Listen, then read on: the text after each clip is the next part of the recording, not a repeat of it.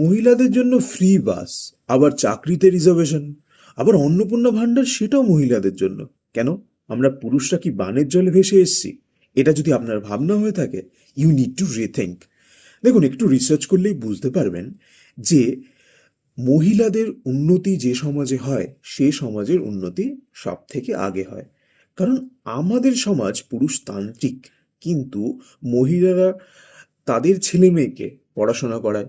মহিলারাই মেইনলি ঠিক করে যে তাদের ছেলে মেয়ে ঠিক কত অবধি পড়বে, কোন অবধি পড়বে। সুতরাং আমরা সবাই সমাজের উন্নতি চাই, কিন্তু যেই সমাজের উন্নতির জন্য রাইট স্টেপটা নেওয়া হয় তখন আমরা বলি ইকুয়ালিটি কোথায়। দেখুন, ইকুয়ালিটির প্রশ্ন যদি করেন তাহলে কোনো একটা ফ্যামিলিতে যদি কোনো একটা ছেলে মেয়ে তার পা নেই, তাকে হুইল চেয়ার দেওয়াটাই ইকুয়ালিটি। এটা ইকুয়ালিটি নয় যে দুজনকে একসাথে বলা হলো তোমরা দৌড়াও যার পা নেই।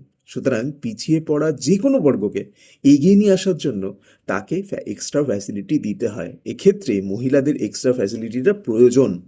এবং ওই যারা শুধু ভাবেন যে এইটার জন্য আমার চাকরি হয় না, একটুখানি রিজার্ভেশন হলো এর জন্য আমার চাকরি হয় না, তাদেরও আবার ভাবা উচিত। কারণ চাকরি ওভারঅল তৈরি হতে হবে সংখ্যায় বেশি। এরকম রিজার্ভেশনের পিছনে এইটুকু জিনিসের পিছনে ছুটবেন না। ফিল্ডটাকে বড় করুন, ফিল্ডটাকে বড় করার চেষ্টা করুন, সরকারের কাছে দাবি করুন যে চাকরি যাতে আরও হয়, আরও কর্মসংস্থান হলে সেখানে রিজার্ভেশন থাকলে আপনার কোনো সমস্যা হবে না। কিন্তু ধরুন রিজার্ভেশন নেই, একদম রিজার্ভেশন নেই, কিন্তু চাকরি তৈরি হচ্ছে না নতুন, তাহলে কি অবস্থা হয় আগে সরকার দেখিয়ে গেছে। এ ব্যাপারে আপনার কি মনে হয় জানান কমেন্টে। আর ভিডিও ভালো লাগলে ফলো করে দিন।